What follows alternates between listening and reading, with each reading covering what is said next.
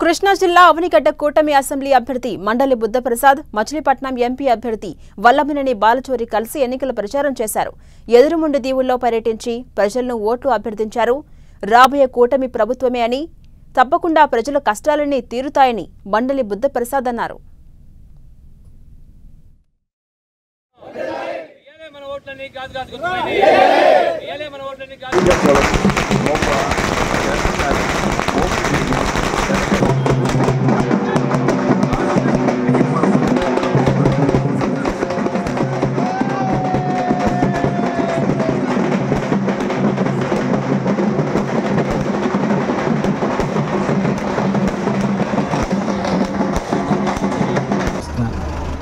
ఇంకా గ్రామానికి కావాల్సిన మౌలిక సదుపాయాలు ఇస్తా ఉన్నారు.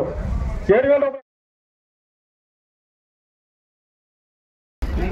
ఈ ఎన్నికల్లో వజ్రాయుధం అనే ఓటు హక్కు మీకు లభించింది. ఆ ఓటు హక్కు ద్వారా ఇవాళ కూటమి ప్రభుత్వాన్ని మీరు తీసుకొస్తే బీడు పట్టిన మీ పొలాలకి నీళ్ళిచ్చి మళ్ళీ బాగా పంటలు పండించుకునేలాగా చేయటం మా కర్తవ్యం అని చెప్పి మాత్రం మీ అందరికీ మనం చేస్తున్నాను.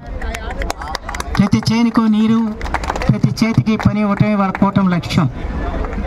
ఆ లక్ష్యంలో భాగంగా మీకు సాగునీటి సరఫరా సక్రమంగా జరిగే విధంగా దానికి కావలసిన సౌకర్యాలను కూడా కల్పించే దిశగా మేము ప్రయత్నం చేసి మరలా తిరిగి మీరు వ్యవసాయంలో మీరు ముందడుగు వేసే విధంగా మాత్రం తప్పనిసరిగా కృషి చేస్తాను. నాకు కూడా పట్టుదల ఉంది.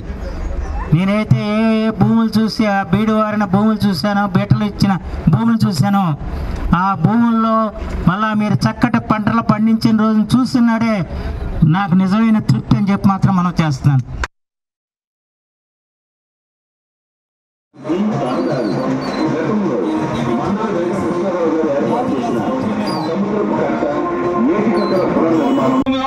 మనకి కూటమి పడితేనే అప్పుడు మీరు నాయకులు అవుతారు.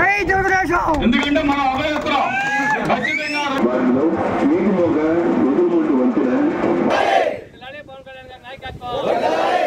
చంద్రబాబు గారి నాయకత్వం